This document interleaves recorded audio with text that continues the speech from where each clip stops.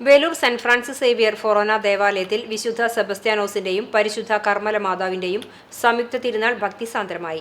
ജനുവരി 22 മുതൽ 27 വരെയുള്ള ദിവസങ്ങളിലാണ് തിരുനാൾ. ബുധനാഴ്ച തിരുനാൾ ദിനത്തിൽ രാവിലെ 6 മണിക്ക് വിശുദ്ധ കുർബാന, രാവിലെ 10 നവവൈദികൻ ഫ്രാൻസിസ് പുതുക്കരുടെ മുഖ്യ കാർമ്മികത്വത്തിൽ ഭവന സമർപ്പണവും ആഘോഷകരമായി പാട്ടുകുർബാനയും നടന്നു. തുടർന്ന് നവവൈദികൻ ഫാദർ ഫ്രാൻസിസ് പാറയ്ക്കൽ SJ തിരുനാൾ സന്ദേശവും നൽകി. വൈകിട്ട് 4 മണിക്ക് തിരുനാൾ നഗരം ചുറ്റി പ്രദക്ഷിണവും തുടർന്ന് പ്രദക്ഷിണം പള്ളി അങ്കണത്തിൽ തിരിച്ചെത്തി മെഗാ ബാൻഡ് വാദ്യവും അരങ്ങേറി.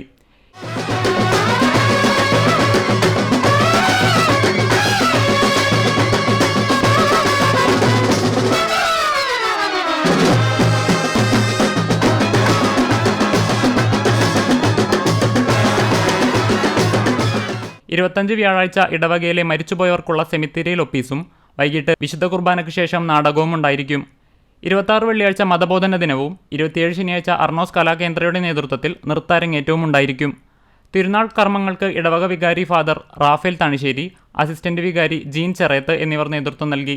തിരുനാൾ ആഘോഷങ്ങൾക്ക് general convener Sabu Kuttikkad, publicity convener Vincent Padoor Chalakkal, കൈക്കാരന്മാരായ ജസ്റ്റിൻ നീലങ്കാവിൽ, സൈമൺ ഒലക്കെങ്കിൽ, ഡൊമിനിക് മുളക്കൽ, നിതിൻ അറക്കൽ എന്നിവർ നേതൃത്വം നൽകി. CCTV news, Velur.